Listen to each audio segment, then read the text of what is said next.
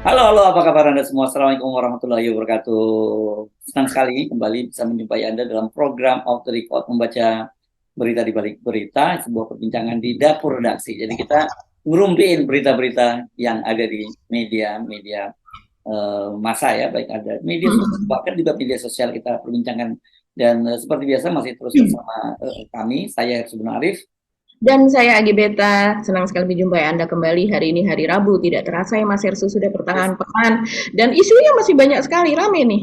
yes, Banyak. dan saya kira sekarang pusat perhatian publik itu tetap sepernik-pernik seputar undian nomor urut calon presiden dan calon wakil presiden kemarin ya. Bukan undiannya, saya kira mungkin nggak terlampau, sudah tidak terlampau lagi jadi sorotan kan, ya just a number gitu lah, bisa aja memilih nomor satu, dua, dan tiga gitu, karena itu tidak berpengaruh terhadap hasil pilpres. Tetapi justru di luar itu yang banyak peristiwa-peristiwa yang menjadi sorotan dan ramai sekali di media sosial ya, Mbak Agi. Eh, Betul. soal framing jahat katanya keluarga PSI mengerjai Ibu Megawati gitu, berkaitan dengan sungkemnya Gibran, dan juga ada soal Pak Jokowi loh di luar itu yang ramai juga. Iya ya Mas Hersu. Dan selain dua hal tersebut, yaitu soal framing jahat terhadap Ibu Mega yang ini viral sekali, kemudian kalau di Twitter atau di X gitu ya, dari sejak semalam hingga hari ini begitu saling bersahutannya itu masih masih ramai banget. Dan kemudian selain itu juga ada isu tentang kebocoran fakta integritas Mas Hersu, yang di fakta integritas yang ditandatangani oleh Kabinda atau Kepala BIN daerah di Papua begitu, dan juga oleh bupati dari Sorong yang kemarin kena OTT oleh KPK begitu. Sejauh ini kita belum tahu apakah itu asli ataukah hoax begitu ya. Tapi ini ramai sekali karena ini diungkap oleh Beni Kaharman, yaitu anggota DPR. Beni Komisi 3 ya, Komisi Hukum begitu, dan ini dari Demokrat yang tentunya dari kubu Prabowo begitu. Dan ini mempertanyakan karena memang di fakta integritas itu ada apa semacam perjanjian atau kesanggupan gitu untuk memenangkan Ganjar yang dilakukan oleh si PJ Bupati tersebut. Ya, ya, ya. Ini kan menarik ya, kalau PJ Bupati-Bupati ini tadinya kan ini di bawahnya Pak Tito Karnavian dong harusnya ya, ke Pak Jokowi dan Pak Tito Karnavian, karena kalau levelnya menteri itu levelnya bupati dan wali kota katanya yang memutuskan di tingkat gubernur, tapi tingkat mendagri, tapi kalau gubernur tingkat presiden, kalau nggak salah seperti itu sih saya yang saya pahami. Tapi artinya sebenarnya ini kelihatannya peristiwa ini terjadi pada masa, kalau Agustus itu belum terlalu lama juga sebenarnya, Iya, masih hubungan dengan antara Ibu Megawati dengan Pak Jokowi masih belum masih seterbuka baik. sekarang ya, ininya Ya, ya, betul. Mhm. konfliknya belum seterbuka sekarang gitu. Tapi ini menarik kalau kemudian Binda terlibat dalam soal ini gitu. Itu saya kira menarik, dan apalagi juga ada video viral, kita nggak tahu kebenarannya, seorang yang disebut-sebut sebagai pegawai atau ASN gitu di sebuah pemerintahan, yang juga mengaku bahwa dia diminta untuk diminta untuk memenangkan Ganjar Pranowo ini. Jadi siapa yang benar nih, siapa yang maling siap copet gitu ya, kira-kira kan tadi semuanya ya. Yang satu menyebut sebagai melakukan curang, yang satu lain juga menyebutnya curang gitu. Nah, Mhm. biasanya kan sesama maling atau sesama copet dilarang saling berteriak begitu ya. Ini Betul. saya kira menarik. Tapi menurut saya kalau kita amati kunjungan Pak Jokowi sekali lagi, Mhm. ini menarik ya, kunjungan ke Biden itu, karena antara narasi yang disampaikan oleh Pak Jokowi dengan Biden itu dua hal yang berbeda gitu. Betul. Tetapi kalau dulu ini kan biasanya digoreng oleh para buzzer. Itu Mhm. bisa, tapi sekarang karena buzzernya pusat perhatiannya tidak lagi ke Pak Jokowi, tapi kepada Prabowo Gibran dan juga Ganjar begitu. Jadi Mhm. ini mungkin nggak terlalu serame apa yang terjadi di undian nomor urut di KPU kemarin ya, Mbak Agi. Iya, iya betul Mas Arsu. Padahal ini adalah sesuatu yang sangat-sangat penting ya. Ya. Karena apa yang dibawa oleh Pak Jokowi dari Riyadh, Arab Saudi begitu. Jadi sebelum ke Amerika, kita kita tahu Pak Jokowi ini kan menghadiri konferensi atau KTT, konvensi luar biasa lah, pertemuan luar biasa dari OKI, Organisasi Kerjasama Islam. Dan kemudian di sana seperti kita tahu yang viral itu foto Pak Jokowi bertemu dengan Presiden Palestina Mahmud Abbas gitu ya. Terus kemudian Presiden Mahmud Abbas ini juga menitipkan pesan atau surat untuk disampaikan kepada Biden. Dan kemudian dari hasil konferensi luar biasa negara-negara anggota OKI tersebut, Pak Jokowi mendapat amanat untuk menyampaikan, jadi semacam Pak Jokowi ini semacam utusan khusus lah bisa dikatakan demikian ya, untuk menyampaikan amanat hasil dari pertemuan luar biasa itu yang memang khusus diadakan untuk membicarakan persoalan di Gaza, Palestina, yaitu soal agresi militer Israel terhadap Palestina.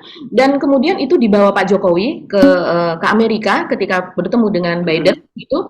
Dan kemudian kita tahu Pak Jokowi ke Amerika ini juga dalam rangka untuk mengikuti KTT APEC begitu Mas Hersu, yang kita ingat ya, kalau zaman kita dulu ini tahun 94 saya ingat betul, dan kita ikut meliput APEC yang ada di Indonesia di mana waktu itu presidennya masih Bill Clinton. Nah, ini ada APEC di Amerika, dan kemudian juga sebelum itu Pak Jokowi ini bertemu dengan Joe Biden di Gedung Putih. Nah, yang menariknya yang menjadi sorotan, Pak Jokowi tetap ya stay dengan dia sebagai semacam utusan khusus atau menyampaikan begitu untuk Biden begitu. Tapi ternyata Biden ini seperti kayak Mas Ersu, mengabaikan, ngacangin begitu, nyuekin apa yang dikatakan oleh Pak Jokowi. Itu yang kemudian ramai, dan videonya juga ramai Mas Ersu begitu. Mungkin kita mau melihat videonya lebih dulu sebelum kita bahas. Silakan. And it includes expanding our work together to build a secure and resilient supply chain. Dan khususnya adalah untuk termasuk di dalamnya adalah memperluas kerjasama kita dalam membangun rantai pasokan yang aman dan tangguh. It includes deepening our collaboration to combat the climate crisis. Termasuk pula kolaborasi kita yang lebih dalam untuk menanggulangi krisis iklim. You know, I've told you this before, but Indonesia is a critical player, critical in clean energy transition in the world. Saya sudah singgung hal ini sebelumnya bahwa Indonesia adalah pemain yang penting di dalam transisi energi bersih. And we're also going to continue to work with ASEAN to advance a free, open, secure, and prosperous Indo-Pacific. And I want to thank you, and I mean this sincerely, I want to thank you for your leadership in ASEAN this year. I really do. Kami juga akan terus bekerja sama dengan ASEAN untuk memajukan Indo-Pasifik yang bebas, terbuka, aman, dan makmur. Dan saya ingin mengucapkan terima kasih kepada Bapak untuk kepemimpinan Bapak di ASEAN tahun ini. As we mark nearly 75 years of cooperation between our nations, I'm of the view our partnership is stronger than it's ever been and going to even get stronger. Ketika kita memperingati hampir 75 tahun hubungan antara kedua negara kita, kemitraan kita makin kokoh. I'm looking forward to our conversation today and to our cooperation with APEC Summit in San Francisco later this week. Saya menantikan percakapan kita hari ini dan kerjasama kita di KTT APEC di San Francisco minggu ini. As we used to say in the place I worked a long time, the United States Senate, I yield the floor to my friend. Dan sebagaimana yang sering saya katakan ketika saya berada di Senat Amerika Serikat, saya berikan waktu dan tempat kepada Bapak.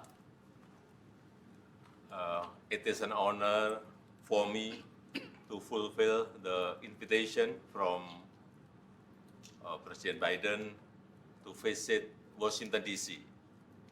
The U.S. is one of the most important partners for Indonesia, and we agreed to elevate our partnership into comprehensive strategic partnership.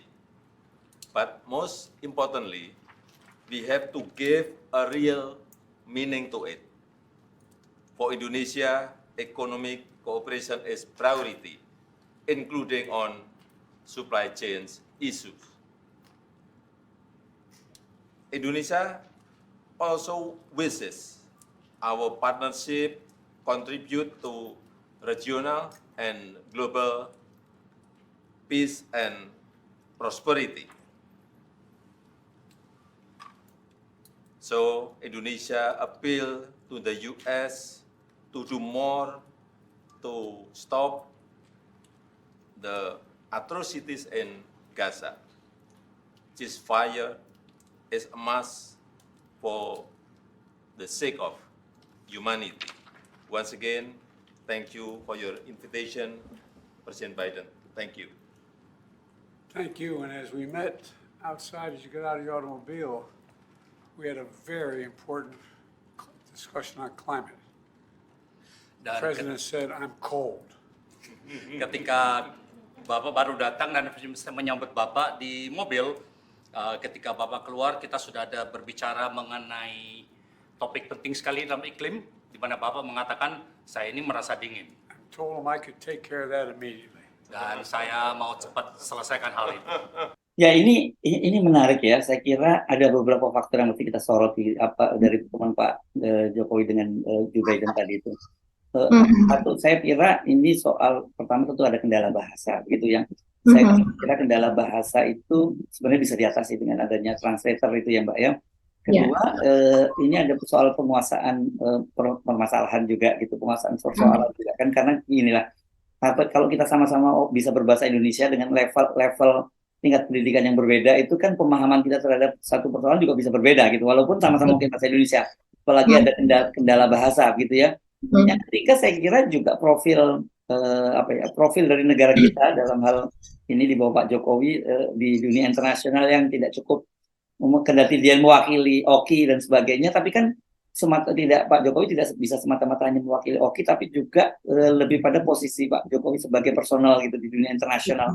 Dan kita tahu Pak Jokowi kan ini selama menjabat sebagai presiden kan beliau ini inward looking gitu ya, bukan outward looking. Jadi ya untuk diplomasi internasional begini, beliau itu profilnya saya kira mungkin kalau kita bandingkan dengan dari negara-negara Islam yang lain seperti katakanlah dengan Erdogan gitu, atau kalau dengan sesama negara di Asia Tenggara misalnya dibandingkan dengan Mahathir sekarang Anwar Ibrahim. Anwar Ibrahim gitu kan beda kelas memang jadinya. Ya dampaknya akhirnya seperti ini ya, dan kelihatannya sekali kalau kita simak perbincangan tadi bagaimana Pak Jokowi mau bicara panjang lebar tentang isu Palestina dan sebagainya, malah Pak Biden malah membelokkannya ke soal iklim dan dianggap bercandaan aja tadi Bapak. Tadi kan lu kedinginan segala macam, jadi gue pengen mempercepat aja pembicaraan soal ini kan, seolah-olah dia mengalihkan pembicaraan lu nggak terlalu penting. Itu yang jadinya saya kira ini yang selalu kita ingatkan bahwa bagaimanapun juga memilih presiden seperti juga kata Pak Jokowi sendiri itu nggak bisa sembarangan, ini kelas orang presiden itu. Betul-betul harus kelasnya kelas internasional, apalagi Indonesia ini negara besar loh. Kita ingatkan ya Mbak ya, kalau dari sisi Asia Tenggara kita dulu selalu disebut Big Brother, untuk negara Muslim di negara-negara Muslim kita itu negara demokrasi terbesar Muslim di dunia gitu, dan juga salah satu negara Muslim terbesar. Jadi peran Indonesia itu juga jadi tokoh sentral dalam dunia internasional. Iya, saya rasa ketika negara-negara anggota OKI itu menitipkan pesannya nih kepada Pak Jokowi, karena beliau ini adalah pemimpin dari negara dengan penduduk Muslim terbesar begitu ya di dunia, dan juga negara demokrasi begitu. Jadi dalam hal ini kalau saya melihatnya Mas Irsu, karena Pak Jokowi sesudah Pak Biden ini menyampaikan apa yang dia katakan, memang dia mengatakan soal ASEAN, tentang kepemimpinan Pak Jokowi di ASEAN begitu ya, terus kemudian dia ngomong soal perubahan iklim gitu ya yang menjadi agenda dari Amerika begitu. Kemudian Pak Jokowi menjawabnya dalam bahasa Inggris, tapi dia membaca teks. Ya. Nah, dalam hal ini yang membuat semacam orang tidak lepas kalau membaca teks, ya. Apalagi kita berusaha untuk melafalkannya dengan benar begitu. Kalau seandainya Pak Jokowi misalnya legowo untuk berbicara bahasa Indonesia saja begitu, tapi lebih menohok dengan khasnya Pak Jokowi, tonjokan-tonjokan pembicaraan ala Pak Jokowi begitu ya, yang menohok maksud saya begitu, dan kemudian langsung kepada persoalannya, saya rasa Pak Jokowi malah genuine, asli begitu ya, bisa menyatakan apa yang menjadi isi hati dari negara-negara anggota OKI dan juga isi hati dari Pak Jokowi sendiri. Mengingat kita di Indonesia itu demo untuk bela Palestina itu sangat-sangat masif begitu. Jadi memang peran kita seharusnya lebih besar. Dan ketika Joe Biden itu kemudian menjawabnya dengan ya tadi kan Anda ya ini saya misalnya ini aja ya apa yang dikatakan Pak Pak Jokowi, saya rangkum saja. Indonesia berharap kemitraan kita dapat berkontribusi pada perdamaian dan kemakmuran regional dan global. Oleh karena itu, Indonesia meminta AS untuk berbuat lebih banyak untuk menghentikan kekejaman di Gaza. Gencatan senjata adalah suatu keharusan demi kemanusiaan. Ini kan sangat-sangat sudah to the point sebetulnya. Tapi ketika Pak Biden kemudian ngeles gitu, dengan dia bilang ya ketika tadi saya menyambut Anda di luar, Anda kan mengatakan dingin dan kemudian dia mengaitkan itu dengan perubahan iklim dan sebagainya. Ini seperti apa ya? Seperti kayak mengabaikan apa yang dikatakan oleh presiden kita, oleh utusan dari negara-negara anggota OKI begitu. Dan seharusnya ini sekedar ini pendapat pribadi mungkin ya, Pak Jokowi kalau seandainya dia dari awal menggunakan bahasa Indonesia dan kemudian apa yang dikatakan Biden itu diterjemahkan dalam bahasa Indonesia dan dia paham, dia langsung bisa mengcounter itu. Dengan Anda belum menjawab tadi yang saya bicarakan gitu, tapi saya berharap kalaupun Anda tidak bersedia menjawab, tapi ini akan dibicarakan dalam pembicaraan bilateral dan menjadi sesuatu yang menjadi agenda yang sangat penting dari pembicaraan antara kedua negara. Karena kita tahu ya Mas Ersu sebagai wartawan biasanya kalau ada pertemuan bilateral seperti ini, pertemuan antara presiden dengan perdana menteri dan sebagainya, pokoknya pimpinan dari suatu negara biasanya sebagai pertemuan pendahuluan. Mereka chit-chat, mereka bicara dan itu direkam oleh banyak biasanya kalau dulu Presiden Soeharto begitu direkam oleh banyak jurnalis gitu yang ada yang biasa meliput di istana, tentunya juga jurnalis asing yang dia juga biasa meliput di situ gitu. Dan saya lihat sesudah pertemuan tersebut memang banyak suara dari jadi banyak yang menyaksikan. Nah, itu apa yang dikatakan Pak Jokowi itu akan lebih mendunia gitu, akan lebih mengglobal kalau seandainya di situ dia bisa menjawab pernyataan dari Biden. Karena sesudah itu baru kemudian diikuti dengan pertemuan bilateral di antara kedua menteri luar negeri dan kemudian juga dengan petinggi-petinggi negara lainnya dan biasanya itu tertutup untuk pers. Baru sesudahnya jumpa persnya itu baru bisa kita ketahui. Nah, itulah sebetulnya yang sangat kita sayangkan sebagai utusan khusus. Seharusnya Pak Jokowi tidak dalam posisi yang under. Seharusnya karena dia mewakili banyak negara. Tapi ya sayang sekali sekarang yang kemudian keluar gitu ya, rekaman keluar itu ya seperti itu. Walaupun kita tahu Biden ini kan keras kepala. Dia sebagai presiden Amerika kita tahu dia tidak mau tunduk karena sudah berkali-kali dia mengatakan tidak ada gencatan senjata dan bahkan dia mengirim kapal induk artileri, terus kemudian mengirimkan personel tentara ke sana begitu untuk membantu Israel dan sebagainya. Tapi setidaknya seharusnya presiden kita tidak kalah pamor dalam hal ini. Ya, saya kira tadi itu saya sepakat ya. Kenapa Pak Jokowi memaksakan menggunakan bahasa Inggris yang dibaca gitu ya, yang membaca gitu kan, karena di situ kan tadi ketika Pak Biden menyampaikan ucapannya dia langsung diterjemahkan dalam bahasa Indonesia. Jadi artinya ada penerjemah di situ gitu ya. Karena betul seperti yang disampaikan, nanti dia pronunciation-nya nggak pas gitu dan Pak Biden udah sepuh juga begitu, dia susah payah menyimak apa yang disampaikan oleh Pak Jokowi. Jangan-jangan dia juga salah paham dengan apa yang disampaikan oleh Pak Jokowi kan begitu ya. Mestinya kita berkali-kali sering menyampaikan Pak Jokowi mestinya menggunakan bahasa Indonesia saja gitu. Karena ya memang aturannya memang harusnya beliau menggunakan bahasa Indonesia untuk lebih mengenalkan bahasa Indonesia itu ke dunia kan begitu ya. Tapi idealnya memang dalam pertemuan yang bersifat tadi itu one on one begitu, kalau bisa dengan bahasa Inggris pasti akan jauh lebih bagus gitu ya. Jadi lebih cepat, cicitnya lebih enak gitu. Kalau tadi itu kan rasanya kita ngelihatnya juga nggak nyaman dan nggak sabaran gitu loh nunggunya gitu ya. Iya, saya bayangkan kalau seandainya itu adalah Gus Dur begitu ya, ketemu dengan orang yang keras kepala, mungkin bisa ditonjok itu dengan candaan, tapi yang candaannya tuh yang nyelkit begitu ya. Iya. Bisa bayangkan itu dan kemudian itu akan menjadi lebih viral begitu Mas Yesu.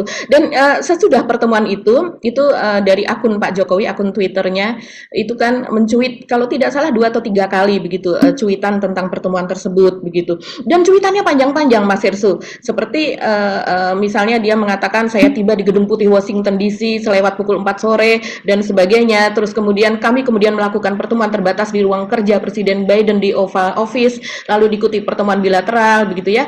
Dan pertemuan tatap muka tadi saya juga menyampaikan agar kemitraan kedua negara dapat berkontribusi terhadap perdamaian global. Lagi-lagi Pak Jokowi mengatakan soal perdamaian dan lebih khusus lagi dia mengatakan saya mengajak Presiden Biden untuk turut menghentikan konflik dan kekejaman yang terjadi di Gaza.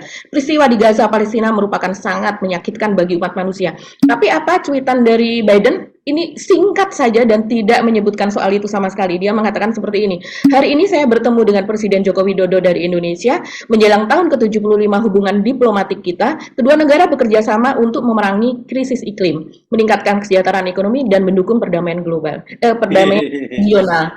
Sudah, itu saja. Ya. Jadi yang satu ngomong apa, yang satu ngomong apa gitu ya. Dan Ya nggak nyambung. dan itu kita saksikan dalam perbincangan tadi secara langsung ya. Kalau itu kan dari interpretasi dari masing-masing, interpretasi Pak Jokowi tentang apa yang dia pertemuan dengan Biden, yang memang dia sampaikan seperti itu. Kalau Pak Biden menyampaikan juga hal yang seperti itu. Dan tapi kan kalau kita lihat konteksnya, begitu kita nonton langsung kita jadi paham. Ini sebenarnya pertemuan jaga sembung naik ojek gitu, nggak nyambung Jack gitu ya. Iya, malah dalam hal ini kalau saya berpikir kita lebih berharap kepada Ibu Retno Marsudi, yaitu Menteri Luar Negeri kita, dalam pertemuan bilateral kemudian antara pejabat tinggi kedua negara Indonesia dan Amerika ya Mas Irsu. Setelah sebelumnya kita lihat Ibu Retno ini cukup viral juga, dia bersuara di sidang PBB begitu dan menyampaikan keberpihakan kepada Palestina dan terutama nasib dari penduduk Gaza begitu. Dan saya rasa kita berharapnya memang kepada diplomasi seperti ini adalah kepada tingkat yang di bawah presiden. Walaupun sebetulnya kita sebagai negara besar kita berharapnya itu kepada presiden begitu, karena akan lebih lantang kalau seandainya hal tersebut gitu arguing each other antara presiden kita dengan apalagi setingkat presiden Amerika Biden begitu ya. Presiden Biden mengatakan hal-hal yang nggak nyambung kayak begitu, harusnya ditancap gaspol aja. Kalau saya lihatnya gemes soalnya Mas Irsu. Ya. Oke, saya kira ini pelajaran berharga. Ke depan saya kira kita nggak boleh lagi mengulangi kesalahan memilih presiden seperti Pak Jokowi ini ya. Ya Pak Jokowi sebenarnya menyarankan bahwa harus mengerti geopolitik, terus kemudian juga kuat menghadapi negara-negara yang di luar sana, yang negara-negara tersebut mengkerdilkan Indonesia, yang ingin ikut campur terhadap masa depan Indonesia, begitu kan? Nah, saya rasa selama ini memang nasihat itu dia sedang menasihati dirinya sendiri. Tapi anehnya kok nasihatnya kok dia kemudian mencalonkan anaknya, bahkan memaksakan anaknya untuk menjadi calon wakil presiden gitu loh ya. Itu yang kita heran gitu ya. Kalau orang Jawa bilang itu jarkoni nih, bisa ujar nggak bisa ngelakoni, atau bisa hanya ngomong tapi nggak bisa menjalankannya gitu. Apa itu jarkoni ya, Verso? Iya. Ya jarkoni ya, bisa ujar tapi nggak bisa ngelakoni. Jadi tidak hanya bisa berbicara tapi nggak bisa menjalankannya gitu. Oke, kita tidak ke topik di dalam negeri ya. Saya kira apa yang kamu kita bahas kalau topik dalam negeri, Pak? Ini mungkin kita membahas soal fakta integritas lebih dulu ya Mas Irsu. Okay. Karena soal framing kepada Ibu Mega itu banyak lucu-lucunya begitu. Lucu begitu, itu buat terakhir saja mungkin ya. Nah, ini fakta integritas tersebut Mas Irsu, ini kan kemarin kita bahas sedikit ya soal jumpa pers di mana Firly memimpin jumpa pers tersebut di KPK, yaitu penangkapan dari Yan Pitmoso, yaitu bupati atau penjabat Bupati Sorong begitu ya.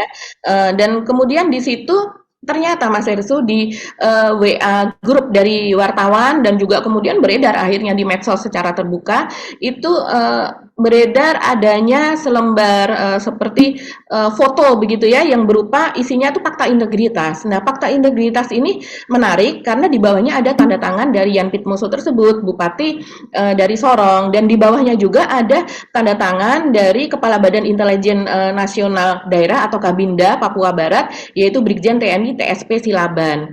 Nah, tanggalnya sendiri itu tertulis di situ tanggal pada bulan Agustus 2023. Kalau melihat ada space di situ, ada yang tidak diisi soal tanggal 1, tanggal 2 ataukah tanggal 3, saya rasa bisa jadi itu memang ditutup atau memang tidak diisi, saya tidak tahu begitu ya. Tapi yang beredar seperti itu Mas Hersu. Jadi fakta integritas tersebut berisi 5 poin. Dan yang menjadi sorotan yaitu poin yang nomor 4 gitu. Poin yang nomor 1 itu menyatakan bahwa mendukung dan melaksanakan penuh keberhasilan program pemerintah pusat di wilayah Kabupaten Sorong begitu. Nah, kemudian poin kedua, tidak melakukan tindak pidana korupsi, kolusi dan nepotisme. Nah, ini ternyata dilakukan sehingga yang bersangkutan ini ditangkap OTT oleh KPK. Yang nomor 3, menolak sepenuhnya segala kegiatan yang bersifat separatisme serta aktivitas pergerakan Papua Merdeka di wilayah. Nah, yang keempat ini Mas Herstu yang kemudian dipersoalkan yaitu siap mencari dukungan dan memberikan kontribusi suara pada Pilpres 2024 minimal 60% plus 1 untuk kemenangan Ganjar Pranowo sebagai Presiden Republik Indonesia di Kabupaten Sorong. Kemudian yang kelima, bersedia menjaga kerahasiaan sepenuhnya berkaitan pembuatan fakta integritas ini. Nah, ini menjadi rame karena sampai sekarang kita masih belum tahu Mas Hersu, apakah ini asli ataukah tidak. Jadi masih menjadi bahan pertanyaan. Dan hingga kita tapping ini siang menjelang sore ya, itu belum ada pernyataan dari Pak Tito Karnavian selaku Mendagri. Kan beliau ini yang melantik dari PJ Bupati Sorong ini, dan kemudian juga dari BIN sendiri yang menjelaskan atau dari Kabinda di sana itu belum ada penjelasan. Jadi ini rame di media sosial maupun di media mainstream, tapi sudah ada tanggapan dari Pak Mahfud MD begitu. Dan Pak Mahfud MD ini mengatakan ya itu kan terbitnya bulan Agustus. Ketika pada waktu itu memang belum ada penetapan gitu ya untuk capres gitu, karena yang disebutkan di sini adalah Ganjar. Kalau Pak Mahfud sendiri kan baru belakangan ini begitu, dan dia mengatakan itu tidak ada kalau masalah fakta integritas ini menurut dia isinya tersebut tidak ada masalah hukumnya begitu, dan itu Yang nggak ada masalah hukum, tapi masalah etika dong, Pak Mahfud. iya betul, dan dia mengatakan bahwa ini tidak menyangkut persoalan netralitas ASN gitu. Nah ini yang menjadi pertanyaan karena sejumlah media yang mempertanyakan ini kepada Pak Mahfud kemarin menyoroti bahwa Pak Mahfud menjawabnya pendek-pendek dan sepertinya tergesa-gesa tidak mau menjawab lebih panjang begitu. Biasanya Pak Mahfud kan untuk hal-hal yang seperti ini soal ketidaknetralan, karena beberapa kali dia bicara soal ketidaknetralan Mas Hersu. Jadi seharusnya ini menjadi tanggapan lebih jauh gitu. Ya ini kan harus clear, saya kira kan selama ini setelah dipastikan bahwa Pak Jokowi itu mendukung Prabowo karena ada ada Gibran di sana sebagai calon wakil presidennya kan, PDIP ini berkali-kali menyoroti tentang ketidaknetralan aparat kan. Semua banyak sekali nih dari politisi PDIP yang mempersoalkan itu gitu. Jadi jangan kemudian dia juga menyoroti soal ketidaknetralan, tapi mereka sendiri juga melakukan hal yang sama begitu kan. Karena kan kemudian tahu bahwa ya memang kepala BIN itu punya kedekatan dengan Ibu Megawati, jadi dan kemudian dia dimanfaatkan untuk membantu pemenangan Ganjar. Ini kan yang nggak boleh dilakukan juga gitu. Artinya kalau PDIP menyoroti ketidaknetralan dari aparat, terutama dari Polri dan yang lain-lain dipersoalkan, dan juga Menteri Dalam Negeri dan pejabat-pejabat gubernur maupun bupati dan wali kota, harusnya PDIP juga nggak melakukan hal yang sama kan begitu ya. Jadi itu baru enak tuh, baru fair nih kita ngomongnya kan gitu. Kalau enggak, ini sama-sama drama Korea nih nanti jadinya nih Mbak Agi. Iya ya, betul sekali. Jadi ketika kemarin itu ada jumpa pers soal keterangan dari dihadiri oleh Pak Firly langsung ya, Ketua KPK, dan kemudian media menanyakan soal ini karena ini sudah bocor, ini soal fakta integritas ini. Pak Firly juga tidak bisa memastikan ini benar atau tidak begitu. Teman-teman wartawan mengatakan bahwa ini adalah merupakan diindikasikan sinyalemennya ini adalah merupakan bagian dari barang bukti dari OTT tersebut yang dilakukan penggeledahan begitu. Tapi Pak Firly mengatakan bahwa ini masih akan diselidiki lebih lanjut karena memang dari hasil penggeledahan itu belum sepenuhnya begitu dilihat, diselidiki. Nah, kemudian yang menarik juga ketika pers menanyakan kepada Pak Yan Pitmosonya sendiri yang ketika itu kan ada dihadirkan di situ dengan rompi oranye, dan dia hanya mengatakan no comment begitu. Dia tidak mengatakan tidak ada atau itu hoax, itu bohong. Dia mengatakannya no comment. Ini kan menjadi bikin penasaran karena no comment itu bisa jadi dia takut untuk membicarakan masalah itu, atau apakah itu hoax ataukah itu sebetulnya benar tapi dia tidak bersedia mengklarifikasi begitu. Ya, oke. Jadi ini mesti clear juga loh ya. Jadi ini hanya cuma terus playing victim juga. Ini kan ada kecenderungan lihat PDIP sekarang main playing victim setelah ditinggalkan oleh Pak Jokowi. Padahal kan sebenarnya kemarin juga kita membahaskan ketika Ibu Megawati menyampaikan pidatonya kan itu jangan terjadi lagi gitu, kalimatnya Ibu Megawati kan yang rakyat diintimidasi kan gitu ya, yang rakyat dan kecurangan pemilu, jangan terjadi lagi kecurangan pemilu. Kan banyak netizen yang mau tanyakan apa maksudnya ini yang waktu 2019 juga terjadi kecurangan semacam itu, dan sekarang Ibu Megawati mengakuinya secara tidak langsung kan begitu Mbak. Iya, apalagi ini yang menyebarkan adalah Beni Harman begitu ya, dan dia anggota DPR yang seharusnya kalau saya rasa dia tidak hanya asal menyebarkan. Masa seorang anggota DPR yang senior begitu ya, misalnya saya menjadi anggota DPR, pasti saya akan menelpon sana sini, mempertanyakan, mengklarifikasi sendiri begitu ya. Dan ini cukup menohok loh Mas Hersu, dia menulisnya seperti ini. Halo Republik, apa benar dokumen fakta integritas ini? Apakah benar pula orang ini yang kena OTT KPK itu? Mengapa pula ada tanda tangan Kabinda Papua Barat dalam dokumen seperti ini? Ditunjuk jadi pejabat dan tukar guling politik. Oh Domine, selamatkan negeri, rakyat monitor begitu. Dan ini tersebar luas, ribuan dilihat dan juga di share gitu ya. Ini kita berharap ya akan segera diklarifikasi karena pertengkaran di media sosial saling olok ini antara ya saat ini terus terang kalau saya melihat ini seperti melihat kembali pada tahun 2019 lalu Mas Hersu. Kita ingat ya betapa tajamnya pembelahan di media sosial begitu. Tapi sekarang yang terjadi kalau dulu antara 01 02, sekarang yang terjadi adalah antara kubu Prabowo dan juga melawan kubu Ganjar begitu. Iya, ya, bedanya sekarang Prabowo bersama dengan Pak Jokowi. Kalau dulu Betul. Ibu Megawati itu bersama dengan Pak Jokowi kan gitu ya. Itu jadi Betul. ini apa sih pasangan yang bertukar pasangan lah gitu sekarang ya. Dan netizen sekarang lebih pandai. Mereka lebih pandai menganalisa kalau saya melihat. Seperti misalnya ketika melihat fenomena ini, mereka melihat itu bulan Agustus. Ada yang mengatakan fakta integritas bulan Agustus ketika Bu Mega sama Pak Jokowi masih kompak dan belum bercerai. Artinya, nih Oktober aja masih mesra. Jadi kemudian di situ diikut sertakan ketika Pak Jokowi beserta dengan Ibu Mega gitu di acara rapat kerja nasional Rakernas PDI keempat bulan Oktober lalu di mana Pak Jokowi juga pidato dan mengatakan nanti sesudah dilantik besoknya langsung bla bla bla bla begitu, kita masih ingat begitu kan. Ya, Dan ya, itu itu, tapi itu bohong kan gitu ya. Ya betul. Oke, kita kalau soal anti serang ini saya kira kita teruskan juga dong yang tadinya cuitan itu juga dimunculkan di akun PSI dan juga oleh salah satu tokoh PSI yakni Ade Armando ya berkaitan dengan momen yang tadi malam yang di KPU antara salaman antara Ibu Megawati dengan Kaisang dan Gibran gitu, terutama dengan Kaisang ya. Digambarkan seolah-olah Ibu Megawati itu menolak ya bersalaman dengan Kaisang gitu. Dan kemudian kalau kita lihat jejak digitalnya begitu ya, prosesnya itu kan berdekatan gitu ya. Ini juga orang bertanya-tanya, kenapa kok kemudian begitu dicari-cari ternyata itu bukan salaman yang pertama antara Kaisang Gibran dengan Ibu Megawati, karena berapa menit ya kira-kira, saya kira 2 menit sebelum 2 menit kurang sebelumnya itu kan Gibran dan Kaisang sudah bersalaman dan sudah disambut oleh Ibu Megawati kan gitu, salaman mereka bersalaman. Kenapa? Dan pada waktu itu sih salamannya tidak sambil jongkok gitu ya, salaman seperti biasa, memang menunduk badannya seperti biasa. Posisi Gibran juga seperti itu kan, kalau bersalaman dengan siapapun dia membungkuk sedalam-dalamnya begitu kan ya. Dan kemudian kenapa kok kira-kira 1 menit lebih atau 2 menit kurang mereka datang lagi ke nyalaman Ibu Megawati dengan posisi Kaisang jongkok, dan ini yang kemudian diviralkan bahwa Ibu Megawati tidak mau menerima salaman dari Kaisang. Ini yang saya jadi bingung-bingung. Jangan-jangan mungkin Bu Megawati juga ikut bingung. Kan tadi baru beberapa menit yang lalu udah salaman sama saya, kok sekarang ngajak salaman lagi kan gitu ya.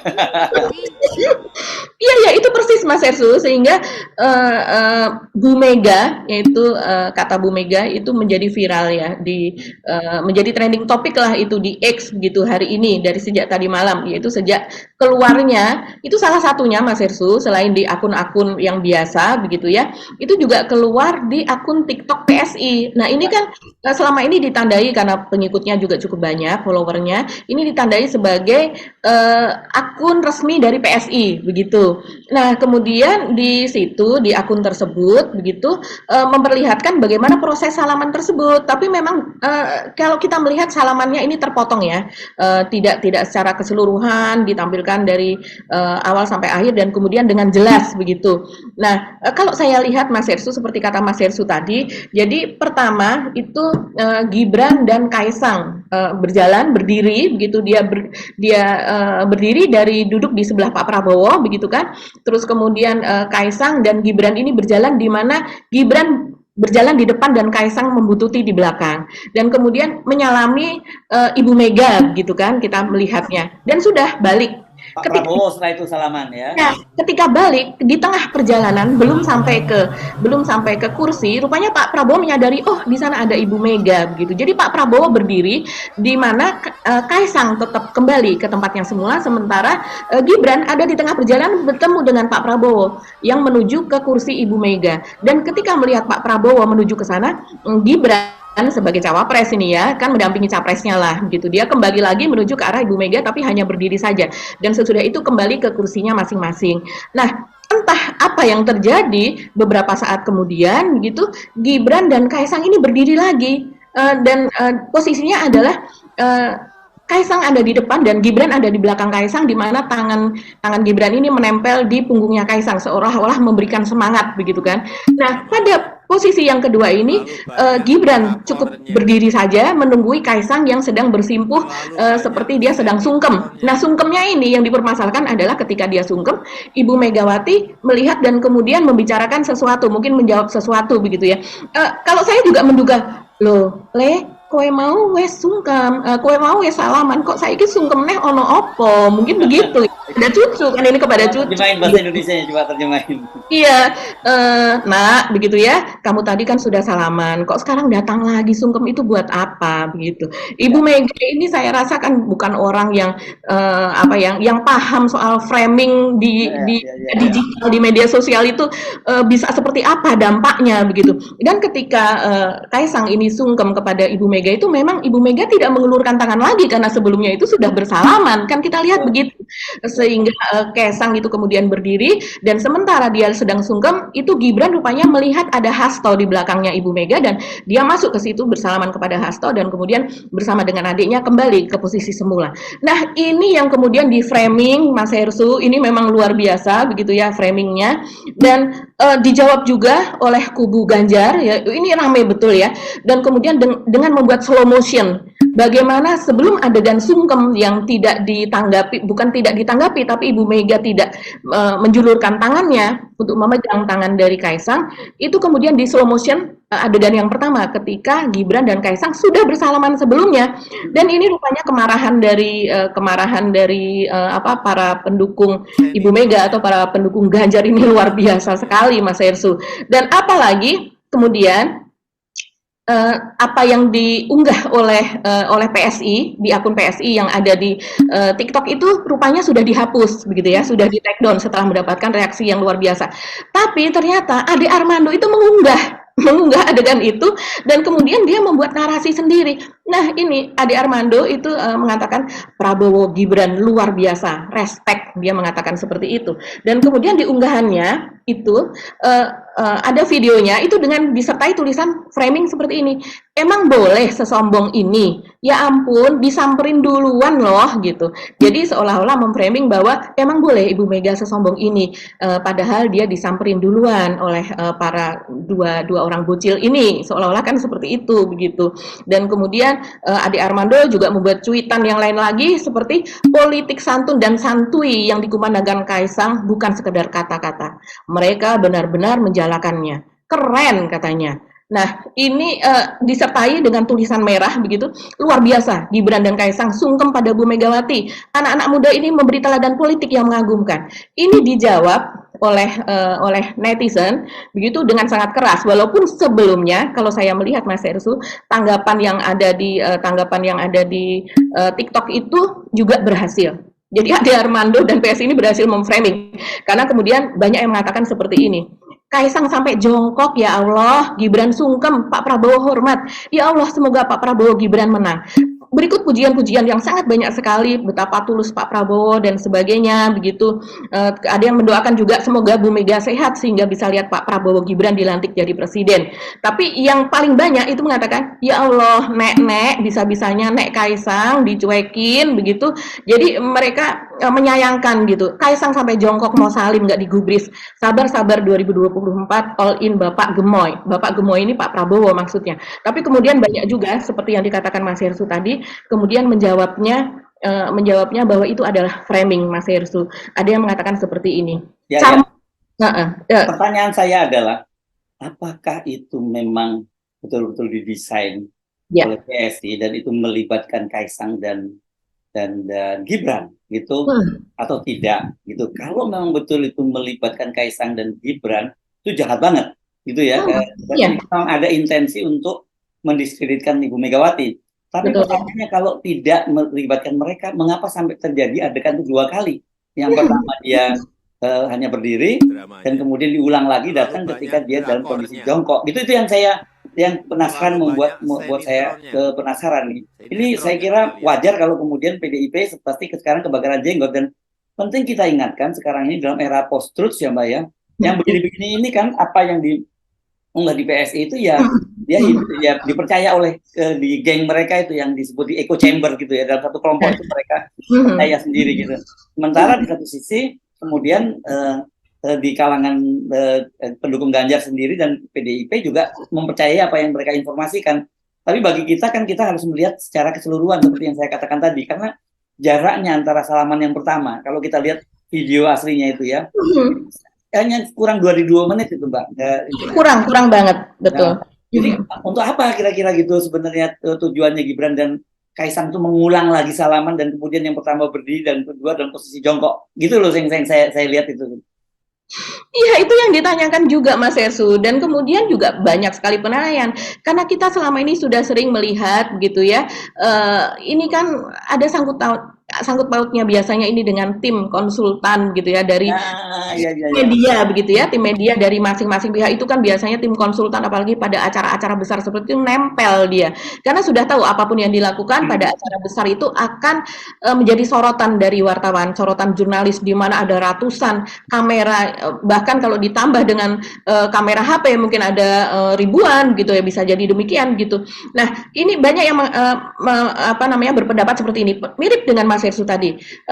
Ada yang mengatakan mau framing tapi nggak dapat angle yang bagus, mana sampai maju 2 kali salamannya.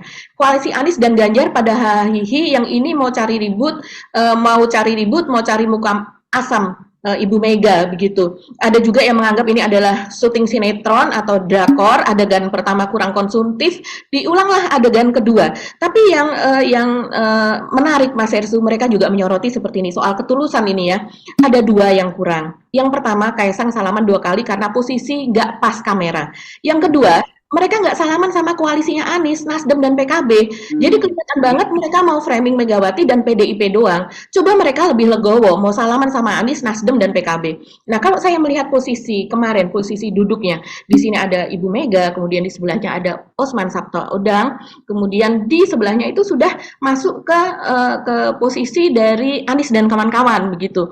Di situ ada Jazirul Fawaid itu dari PKB, kemudian di sebelahnya dari PKS yaitu Sekjen PKS Habib Al-Habsyi, kemudian di situ Anies begitu. Jadi memang jaraknya sebenarnya hanya beberapa langkah kalau seandainya mereka tulus mau menyalami semuanya begitu Mas Hersu. Nah, ini yang kemudian menjadi pertanyaan. Kalau mereka tulus, mereka mungkin akan menyalami semuanya begitu. Nah, atau tidak menyalami sekalian semuanya, toh mereka akhirnya pada saatnya nanti setelah selesai akan bersalaman seperti yang dilakukan oleh Anies. Dia tidak sengaja berdiri kemudian menyalami, saya rasa juga karena dia tahu nanti akan menjadi bahan bulian, nanti akan dianggap sok ini sok itu begitu kan, karena itu memang ada momennya tersendiri untuk yang seperti itu ya. Yang berikutnya yaitu menyalami 2 kali, itu yang kemudian intensinya dipertanyakan.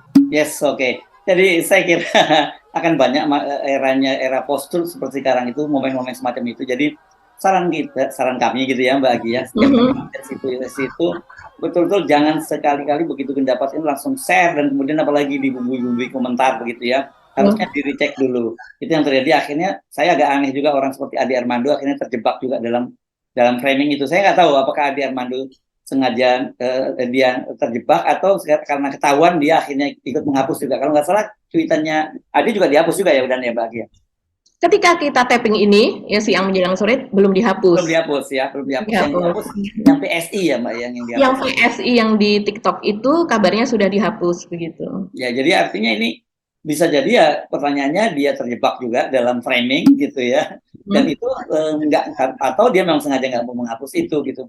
Dan ini yang bahayanya, meskipun sudah ada klarifikasi Mbak di dalam era post-truth tadi yang kita sebut di dalam echo chamber, sampai sekarang bisa tetap dipercayai yang semacam itu gitu ya. Buat kita nggak punya intensi apapun terhadap 2 pasang calon ini gitu. Cuman kita ingin kebenarannya seperti apa sih antara semacam itu, karena kita ingin juga politik kita itu benar-benar santun dalam artian yang sangat tulus gitu. Iya, iya, dan kemudian orang juga mengaitkan dengan apa yang dilakukan Pak Jokowi selama ini, yang tim medianya itu kan memang senang sekali misalnya di sebuah tempat bencana atau di lokasi tertentu begitu ya, Pak Jokowi digambarkan dia seperti melamun sendirian, berjalan sendirian. Sementara itu hanya untuk sesi foto saja. Di situ sebetulnya banyak sekali orang, tapi kemudian di framing itu sebagai seseorang yang betul-betul peduli sampai datang sendiri ke lokasi misalnya seperti itu. Dan kemudian juga foto-foto yang lain yang memang direkayasa seperti itu, yang foto-foto itu tidak kita temui di masa Gus Dur misalnya. Ketika itu saya juga masih aktif menjadi wartawan gitu ya, apalagi di masa Pak Harto tidak ada sesi yang seperti itu, malah justru misalnya seperti panen dan sebagainya, tertawa lepas di antara para petani begitu kan, itu malah foto yang kemudian diviralkan oleh Istana Negara pada saat itu.